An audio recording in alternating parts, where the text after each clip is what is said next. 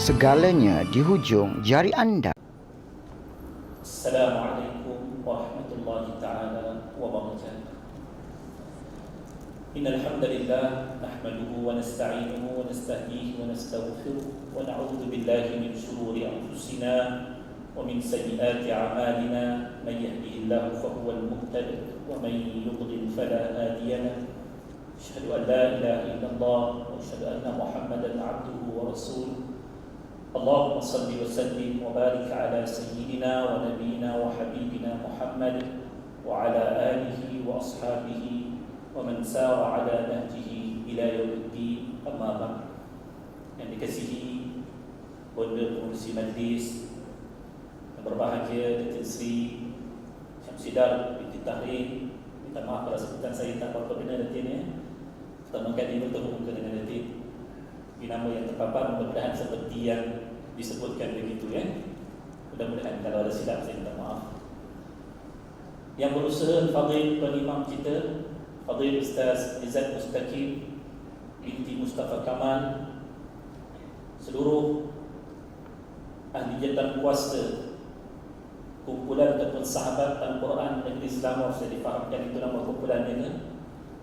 Kalau saya silap juga saya minta maaf. Dan seluruh yang hadir daripada muslimin, begitu juga dengan muslimat, ibu-ibu, kakak-kakak, abang-abang serta ayah-ayah yang dirahmati Allah sekalian. Walaupun tempoh permulaan tazkirah ni nampak macam slow sesuai dengan cuaca di luar, tapi insya-Allah saya faham bila sebutkan tentang Ustaz bagi tazkirah ni pesan ringkas.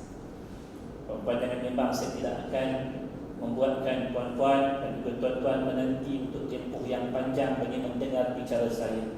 Tapi kalau ada yang minta tambah sekalipun, Ustaz panjangkan lagi, saya kata boleh, puan-puan tunggu saya balik dulu. Alhamdulillah,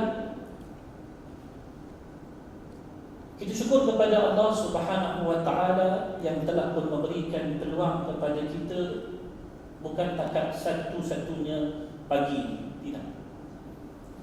Allah telah memberikan peluang dalam hidup kita satu demi satu, sampailah Allah memberikan peluang itu sebahagiannya adalah daripada doa-doa puan-puan, doa-doa tuan-tuan. Saya yakin tuan-tuan dan juga puan-puan, seluruh daripada kita telah pun berdoa sebelum daripada ini. Antara doa yang popular, ya Allah, ya Tuhan kami, Allahumma barik lana fi Rajab wa Sya'ban wa ballighna Ramadan. Ya Allah, berkatilah kami di bulan Rajab dan di bulan Sya'ban yang lalu, dan perpanjangkanlah usia kami sehinggalah kepada Ramadan yang tiba. Agak-agak ada tak di sini yang tak berdoa dengan meminta, kalaupun bukan dengan lafaz yang sedemikian rupa, paling kurang dia meminta dengan maksud yang sedemikian rupa? Ada tak yang kat sini? Saya tak doa macam tu pun Ustaz, tengok-tengok hidup dalam bulan Ramadan. Ada pun rasanya. Semua daripada kita minta untuk Allah pertemukan kita dengan Ramadan. Agak-agak apa sebab kita minta untuk bertemu dengan Ramadan? Ada juga yang kata saya nak jumpa dengan bulan Ramadan Ustaz sebab saya tunggu kuih kegemaran saya tiba di waktu tersebut. Kuih kepua guling. Nak juga dia kuih tu. Tak dapat kuih tu dah setahun. Tahun ni tunggu Ramadan baru keluar balik. Ada juga kata, Ustaz, kami tak tunggu Ramadan sebenarnya. Kami tunggu raya je. Ada juga pasien ni. Tetapi di sini bukan orang-orang yang sebegitu. Saya yakin semua yang menanti kehadiran Ramadan, mereka mengharapkan yang namanya kebaikan yang bakal kunjung tiba, sesuatu yang tidak akan terperoleh dalam masa yang lain. Kebaikan yang kalau saya sebutkan satu demi satu. Ada satu ketika saya menghimpunkan anak-anak murid saya di hadapan saya dengan jumlah yang sekian ramai. Mungkin seramai ini. Saya minta tiap-tiap daripada seseorang daripada mereka yang hadir di hadapan saya, cuba sebutkan satu kebaikan Ramadan yang awak tahu.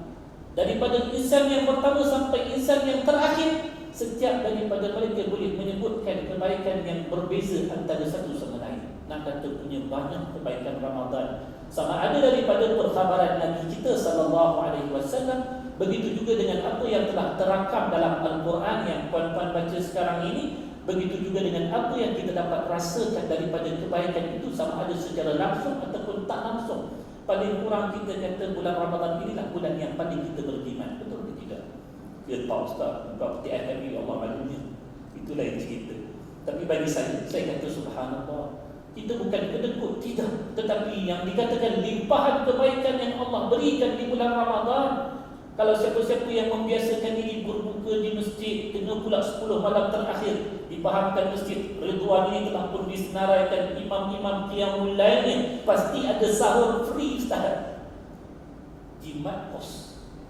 Tapi jangan pula bila dah jimat kos dekat situ, duit dah melombok, malah nak sedekah kat tamu masjid. Jimat kos dekat sana, masuk dekat sini insya-Allah. Ini cara dia. Allah berikan kepada kita kebaikan yang satu, dibuka pintu kebaikan yang lain. Itu sebab bila mana Nabi sebut Ramadan inilah keseluruhan pintu syurga itu Allah buka. Apa maksud keseluruhan pintu syurga itu dibuka? Tidak ada satu pun daripada kebaikan yang kita boleh peroleh di waktu-waktu yang lain melainkan kita boleh perolehi di bulan Ramadan. Dan tidak semestinya kebaikan yang kita dapat di bulan Ramadan kita boleh jumpa dalam waktu yang lain. Tak boleh. Contohnya apa dia? Kukutlah ibu-ibu kita ni, kakak-kakak kita ni seronok. Kami mati bulan Ramadan ni, imam datang baca sembahyang tarawih punya sedap lah. Ustaz, kami kalau boleh nak juga tarawih bulan Syawal. Jangan tu buat pasal jadi sangkut satu lori nanti pergi ke debat kamu. Tak ada tarawih di bulan Syawal. Apa lagi? Kami nak puasa yang diwajibkan di bulan yang lain. Tak ada. Nak boleh buat pun puasa sunat. Kami nak malam Lailatul Qadar tapi di bulan Dzulhijjah. Tak ada. Memang tak ada. Maka inilah kebaikan yang Allah berikan kepada kita. Dan salah satu daripada kebaikan yang terbesar yang Allah berikan dengan hadirnya Ramadan ini, bahkan dengannya lah Ramadan itu dimasyhurkan oleh Allah. Bagaimanakah Ramadan ini dimasyhurkan oleh Allah? Kita buka Al-Quran, buka juzuk yang kedua ayat 185. Apa yang Tuhan kata? Tuhan kata, Syahrul Ramadan alladhi unzila fihi Al-Quran. Kita baca terjemahan. Bulan Ramadan itu ialah bulan yang diturunkan padanya Al-Quran. Itu kita baca terjemahan. Tapi kalau kita belajar bahasa Arab, kita faham bahasa Arab, kalimah syahrul bukan sahaja bermaksud bulan, tetapi masyhurnya sesuatu. Kalimah masyhur bahasa Melayu kan daripada kalimah syahrul. Kenapa dikatakan masyhur itu pada kalimah syahrul? Sebab bayangkan ketika mana bulan purnama itu terbit, tidak ada yang dipandang daripada cahaya yang lain, melainkan hanya cahaya yang satu. Lalu dia sebutkan syahrul Ramadan, Allah nak masyhurkan satu bulan yang nak dimuliakan berbanding dengan bulan yang lain, iaitulah mulianya bulan Ramadan, bukan dengan yang lain daripadanya, tetapi Allah sebutkan Allah muliakan dengan Al-Quran. Allah muliakan Ramadan ini dengan Al-Quran. Puan-puan, ini kita nak sebut tazkirah penting yang pertama. Apa sahaja yang berkaitan dengan Al-Quran, ianya akan mendapat kemuliaan daripada Allah. Bayangkan bulan yang kelihatan sama seperti mana bulan-bulan yang lain. Kita ada 12 bulan keseluruhan. Tapi kenapa Allah pilih Ramadan itu yang dimuliakan? Bukan kerana namanya Ramadan semata-mata, tetapi kerana Al-Quran yang diturunkan kepadanya. 10 malam akhir Ramadan, ada satu malam yang istimewanya. Malam apa namanya? Malam Al-Qadar. Bagaimana malam Al-Qadar menjadi mulia? Kita dah baca tadi salah satu daripada surah-surah khatam Al-Quran kita, surah Al-Qadar. Inna anzalnahu fi lailatul qadr. Sesungguhnya kami telah akan menurunkan akannya, yakni Al-Quran, pada malam Al-Qadar. Mulianya malam tersebut kerana turunnya Al-Quran.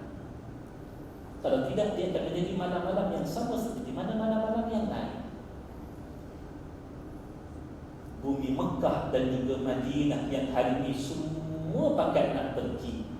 Bumi yang termulia, bumi yang paling dicintai oleh seluruh makhluk, sama ada yang di bumi maupun yang di langit. Bagaimana boleh mulia tanah tersebut sedangkan tanah tersebut bukanlah tanah yang terkenal. Bahkan Nabi Allah Ibrahim sewaktu nak meletakkan anak dan juga isterinya, apa kata Nabi Allah Ibrahim dalam surah Ibrahim? Rabbana inni askantu min dhurriyyati biwadin ghairi dhi zar'in 'inda baitikal muharram. Ya Allah, aku nak letak anak isteriku di tempat yang tak ada tumbuhan, tak ada hasil, senang cerita. Orang tak pandang pun tempat tersebut. Tapi Allah muliakan Mekah dengan turunnya Al-Quran. Allah muliakan Madinah. Tahu tak nama Madinah yang asal apa dia? Nama Madinah yang asal ialah Yathrib. Bumi Yathrib. Orang Arab pun bagi nama Yathrib. Apa dia Yathrib? Tanah yang kering kontak, tak ada apa. Tapi Allah muliakan Madinah dengan Allah turunkan Al-Quran. Sampailah daripada kalangan rasul-rasul yang sekian banyak, Allah pilih untuk memuliakan rasul yang terakhir yang namanya Nabi Muhammad sallallahu alaihi wasallam dengan memberikan kepada baginda apa yang tak diberikan kepada rasul-rasul yang sebelum daripada baginda, yang namanya Al-Quran. Maka turunnya Al-Quran pada Rasul sallallahu alaihi wasallam, menjadilah rasul itu rasul yang termulia.